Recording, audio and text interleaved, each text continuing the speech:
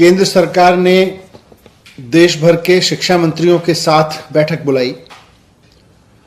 माननीय केंद्रीय रक्षा मंत्री श्री राजनाथ सिंह जी इस बैठक की अध्यक्षता कर रहे थे। केंद्रीय शिक्षा मंत्री, कुछ और केंद्रीय मंत्री, साथ साथ कई राज्यों के मुख्यमंत्री, उप मुख्यमंत्री और कई राज्यों के शिक्षा मंत्री शिक्षा अधिकारियों के साथ में, बोर्ड के अध्यक्षों के साथ में इस मीटिंग में उपस्थित थे। केंद्र सरकार और मुद्दा जाहिर है कि कोरोना के इस संकट में हम 12वीं के बच्चों का भविष्य अब कैसे तय करें, इसी सवाल पर डिस्कशन था। केंद्र सरकार की ओर से 2 प्रस्ताव राज्यों के सामने रखे गए थे। ये तो सब केंद्र के लोग भी और राज्यों के लोग भी मान रहे थे कि बहुत अभूतपूर्व संकट है और इस संकट में बच्चों की परीक्षा लेना कोई आसान काम नहीं है। तो केंद्र सरकार के 2 प्रस्ताव थे। उसमें एक प्रस्ताव था कि हम 12वीं क्लास के जो बच्चे हैं उनकी परीक्षा लें, पहले के तरीके से लें, लेकिन कुछ चुने हुए सब्जेक्ट्स की ही परीक्षा लें। जैसे लगभग 200 सब्जेक्ट्स हैं, उन 200 सब्जेक्ट्स में से केवल 20 मेजर सब्जेक्ट्स की परीक्षा लें और उनके बेस पर ही हर एक बच्चे के बाकी सब्जेक्ट्स के मार्क्स दें। ये एक प्रस्ताव था पहले। तो इस तरह से 19-20 सब्जेक्ट्स की परीक्षा लेके और 19-20 सब्जेक्ट्स में आए हुए नंबर्स के आधार पर, मार्क्स के आधार पर बाकी सब सब्जेक्ट्स को इवेल्युएट उसी के आधार पे करें, ऐसा एक प्रस्ताव है। इसमें एग्जामिनेशन सेंटर्स वगैरह वगैरह सब वैसे ही चलेगा जैसे पहले चलता था। दूसरा उनका प्रस्ताव था कि परीक्षा लें, लेकिन उसका पैटर्न थोड़ा बदलें। स्कूल में ही परीक्षा हो, ऑब्जेक्टिव टाइप के क्वेश्चंस की परीक्षा हो, 3 घंटे की जगह 1.5 घंटे की परीक्षा हो और उसकी बच्चों की जो कॉपी चेक करने का काम है वो भी स्कूल में ही हो। तो ये उनका दूसरा प्रस्ताव था। और उसमें यह भी है कि बच्चों के सारे सब्जेक्ट्स की परीक्षा ना हो, लेकिन बच्चे तय कर लें कि उनको कौन से 4 सब्जेक्ट की परीक्षा देनी है या 3 सब्जेक्ट की परीक्षा देनी है। ये उनका ऑप्शन बी था। देश के अलग अलग राज्यों के शिक्षा मंत्रियों ने अपनी अपनी राय रखी। दिल्ली की तरफ से मैंने भी इस पर अपनी राय रखी और इससे पहले मैंने कल दिल्ली के बहुत सारे प्रिंसिपल्स, प्राइवेट स्कूलों के प्रिंसिपल्स और टीचर्स, फिर गवर्नमेंट स्कूल्स के प्रिंसिपल्स और टीचर्स और फिर स्टूडेंट्स के साथ, पेरेंट्स के साथ संवाद किया था। और उसके बेस पर, उस पूरे मंथन के बेस पर मैंने दिल्ली की तरफ से 12वीं के बच्चों के भविष्य के बारे में सरकारों को क्या कदम उठाने चाहिए, ये मैंने राय रखी अपनी, उसको मैं आपके साथ शेयर कर रहा हूं।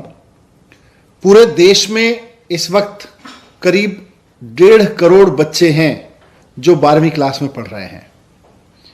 इन 1.5 करोड़ बच्चों के पेरेंट्स, इनके टीचर्स और खुद ये बच्चे सबके सब बहुत उम्मीद भरी निगाहों से सरकारों की ओर देख रहे हैं और ख़ास तौर से केंद्र सरकार की ओर देख रहे हैं कि केंद्र सरकार परीक्षाओं के बारे में कोई निर्णय ले, ताकि 12वीं की जो ये क्लास है ये इतनी लंबी होती चली जा रही है, आगे बढ़ती जा रही है, आगे बढ़ती जा रही है। ये 12वीं की क्लास से आगे उनको बढ़ने का मौका मिले।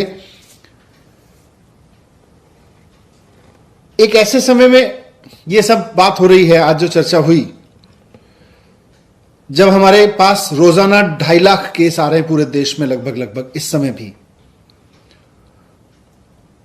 देश के बहुत सारे गांवों से किस तरह की स्थिति है, किस तरह की बॉडीज मिल रही हैं, वो हम सब मीडिया पे, सोशल मीडिया पे देख रहे हैं।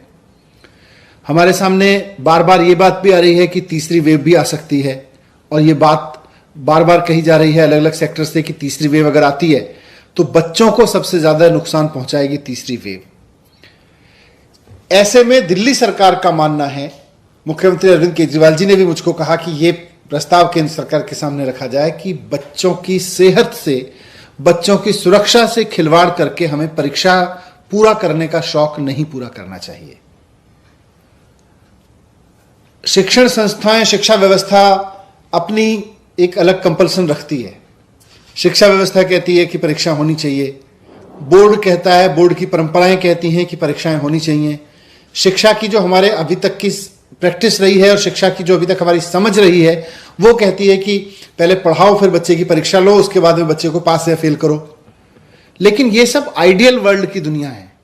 प्रैक्टिकल वर्ल्ड में आज आपके बीच में रोजाना 2.5 लाख लोग कोरोना से संक्रमित हो रहे हैं और तीसरी वेव के बारे में कहा जा रहा है कि ये बच्चों से आ सकती है, बच्चों में ज्यादा आ सकती है। तो इसलिए दिल्ली सरकार किसी भी तरह की परीक्षा कराए जाने के पक्ष में नहीं है। दिल्ली सरकार ने केंद्र सरकार को भी आज कहा, हम उनको चिट्ठी भी लिख के कहेंगे कि ये दोनों ऑप्शन परीक्षा कराने के ऑप्शन हैं, लेकिन हमारी राय में ये वक्त परीक्षा कराने का नहीं है। ये वक्त है कि हम बच्चों को जिस तरह से हमने 10वीं में किया है, 2-3 साल या 1 साल की अलग अलग परीक्षाएं जो अभी तक ली गई हैं, हिस्टोरिकल रेफरेंसेस के आधार पर बच्चे का मूल्यांकन करें और उसको 12वीं की परीक्षा में हम उत्तीर्ण करें, उसको पास करके आगे भेजें। अगर कोई बच्चा कहता है कि मुझे हिस्टोरिकल रेफरेंस के आधार पर पास नहीं होता है, तो जैसा हमने 10वीं में उसको ऑप्शन दिया है कि समय आने पर फिर हम उसकी परीक्षा कराएंगे और उसके मार्क्स को अपग्रेड कर देंगे। अगर कोई बच्चा कहता है कि मेरे नंबर कम आए हैं हिस्टोरिकल रेफरेंस से के आधार पर, मेरे नंबर्स तो ज्यादा आते हैं अगर मैं परीक्षा देता तो मुझे परीक्षा देने का अवसर दिया जाए, तो सही समय आने पर उसको परीक्षा का अवसर देके उसके मार्क्स अपग्रेड किए जा सकते हैं। लेकिन 12वीं क्लास का ये कंटिन्यूअस चलना उसके लिए भी खत्म हो, ऐसा हमने प्रस्ताव दिया है। मैंने ये भी रिक्वेस्ट किया है कि आज एग्जाम लेने वाली संस्थाओं, शिक्षा व्यवस्था की परंपराओं, ट्रेडिशनल कन्वेंशनल शिक्षा व्यवस्था, इसकी रूल्स एंड रेगुलेशंस को, इसकी परंपराओं को फॉलो करने के चक्कर में हम अपने बच्चों को कुर्बान नहीं कर सकते। हम अपने बच्चों की जान पे नहीं खेल सकते और हमें एक पेरेंट के रूप में सोचना होगा। हमें शिक्षा व्यवस्था के मुखिया के रूप में सोच के ये समय नहीं निकालना है। हम शिक्षा व्यवस्था के मुखिया के रूप में अगर तय करेंगे तो शिक्षा व्यवस्था के रूल, उसके कन्वेंशंस, उसके सारे ट्रेडिशंस हमारे सामने आएंगे। अगर पेरेंट के रूप में हम सोचेंगे तो एक पेरेंट के रूप में हमें समझ में आएगा कि नहीं, हम अपने बच्चों को अभी परीक्षा के जोखिम में नहीं डाल सकते। तो इसलिए मैंने रिक्वेस्ट किया है, लेकिन साथ साथ मैंने रिक्वेस्ट किया है क्योंकि बात सिर्फ बोर्ड की परीक्षाओं की नहीं है, बात एंट्रेंस एग्जामिनेशंस की भी है, बात यूनिवर्सिटी के आगे के एग्जामिनेशंस की भी है, अगला सेमेस्टर शुरू होने की भी है कि फिर बच्चे परीक्षाएं, प्रतियोगी परीक्षाएं कैसे देंगे, नीट की जेईई की परीक्षाएं कैसे देंगे। तो इस सब का एक ही समाधान है कि हम अपने बच्चों को वैक्सीनेशन कराएं। जैसा मैंने कहा कि पूरे देश में करीब 1.5 करोड़ बच्चे हैं जो 12वीं क्लास में हैं। आज देश में भी वैक्सीन उपलब्ध है जो युवाओं के लिए कारगर बताई जा रही है, और विदेशों में भी ऐसी वैक्सीन उपलब्ध है जो 12 साल से 18 साल के बच्चों के लिए भी कारगर प्रूव की जा चुकी है, घोषित की जा चुकी है। केंद्र सरकार से हमारा निवेदन है कि 1.5 करोड़ बच्चों के लिए और स्कूल के सारे टीचर्स के लिए, लगभग 1.5 करोड़ ही टीचर्स हैं, तो 1.5 करोड़ बच्चों के लिए और 1.5 करोड़ टीचर्स के लिए लगभग 3 करोड़ लोगों के लिए सबसे पहले वैक्सीन लेके आई जाए जो बच्चों के लिए लगाई जा सकती है, वैसी वैक्सीन। दुनिया में अभी फाइजर वैक्सीन का नाम आया है, अमेरिका में। फाइजर वैक्सीन के बारे में से हमने भी संपर्क किया था, तो उनके पास डोजेज तो हैं, लेकिन उन्होंने कहा कि भाई अभी हम केंद्र सरकार से ही बात कर रहे हैं। तो केंद्र सरकार ये जिम्मेदारी निभाए कि फाइजर से बात करके देश के 1.5 करोड़ बच्चों के लिए वैक्सीन लेके आए और उनको लगवाए। अगर फाइजर वैक्सीन नहीं मिलती है तो जो देश में अभी वैक्सीन है युवा वर्ग के लिए, उसके बारे में कहा जा रहा है कि वो 18 साल से ऊपर के बच्चों के लिए है। तो केंद्र सरकार के सामने मैंने प्रस्ताव रखा है कि हमारे इस वक्त दिल्ली के स्कूलों में या देश के बारे में वही डेटा होगा कि 12वीं के बच्चों में से करीब 20 से 25% बच्चे 18 साल के हो चुके हैं। करीब 70% बच्चे ऐसे हैं जो 17.5 साल से 18 साल की उम्र के बीच में हैं, यानी 1-2 महीने में, 3 महीने में, मैक्सिमम 6 महीने में वो 18 साल के हो जाने वाले हैं। तो इस तरह से 95% बच्चे हमारे 17.5 साल की उम्र के हैं। तो इन 17.5 साल वाले बच्चों की क्या हम वैक्सीनेशन कर सकते हैं, इस बारे में हम हेल्थ एक्सपर्ट से बात करें।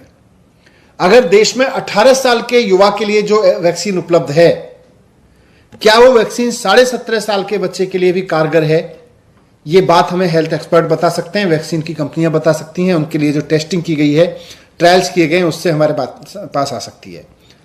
अगर यह संभव है कि हेल्थ एक्सपर्ट की राय के बाद और वैक्सीन कंपनियों की राय के बाद कि अगर 17.5 साल के बच्चों को वैक्सीन लगाई जा सकती है, ये मौजूदा वैक्सीन देश की, तो सारा वैक्सीनेशन प्रोग्राम रोक के पहले जैसे हमने डॉक्टर्स के लिए पहले लगाया, वैसे ही अब हम प्राथमिकता देके देश के 1.5 करोड़ बच्चों को वैक्सीन लगा दें।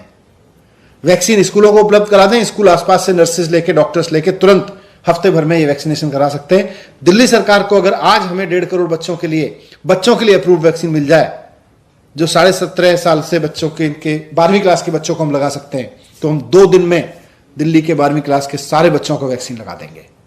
ये हमारा तंत्र बना हुआ है। तो या तो फाइजर ले आए या देश की बनी वैक्सीन के बारे में एक्सपर्ट की राय लेके इसको उपयोग करें, लेकिन परीक्षा से पहले वैक्सीन की व्यवस्था करें। परीक्षा तब ली जाए जब बच्चों को वैक्सीनेशन हो जाए, परीक्षा तब ली जाए जब बच्चों को वैक्सीन की सुरक्षा दे दी जाए। यह मैंने केंद्र सरकार से रिक्वेस्ट किया है। यही एंट्रेंस एग्जामिनेशन का हल है और यही सीबीएसई या 12वीं की बोर्ड की परीक्षाओं का हल है। पहले हम बच्चों की सुरक्षा करें, बाद में परीक्षा करें। यह बात मैंने बहुत मुख्य रूप से केंद्र सरकार के सामने रखी है और मैंने कहा है कि जितनी शिद्दत से हम परीक्षा लेने के लिए मेहनत कर रहे हैं, उतनी शिद्दत से अगर हम बच्चों की वैक्सीन लाने पर मेहनत कर लेंगे तो परीक्षा लेना भी सुरक्षित हो जाएगा। सर, क्या संकेत मिले हैं केंद्र की तरफ से आपकी बातों पर? क्या लग रहा है कुछ पॉजिटिव हो सकता है? और अगर परीक्षा केंद्र सरकार कराती है तो फिर दिल्ली कितनी तैयार है? देखिए, जब मैंने ये बात रखी तो आज देश के लगभग मैं कह सकता हूं 8-10 मंत्रियों ने, कई राज्यों ने बेसिकली और इस बात को समर्थन किया कि हाँ, पहले हमें वैक्सीनेशन कराना चाहिए अपने बच्चों का। तो कई राज्य इस बात से सहमत थे। कई राज्यों ने ये बात रखी कि 0 एग्जामिनेशन होना चाहिए, ऑप्शन ए या ऑप्शन बी नहीं, ऑप्शन 0 एग्जामिनेशन का होना चाहिए। ये बात बहुत लोगों ने रखी है और मैं उम्मीद करता हूं कि केंद्र सरकार राज्यों के इस फीडबैक पे और देश के 1.5 करोड़ बच्चे और करीब 1.5 करोड़ शिक्षकों के स्वास्थ्य पे खिलवाड़ नहीं करने का निर्णय लेगी, बल्कि उनकी सुरक्षा को ध्यान में रखते हुए निर्णय लेगी। तो जो भी निर्णय लेगी इस चीज को, इन सारे डिस्कशंस को ध्यान में रखते हुए लेगी। अच्छा सुनो, चैनल को सब्सक्राइब करो, उसके बाद घंटी बजा देना ताकि अगली वीडियो आपसे मिस ना हो पाए। Thank you.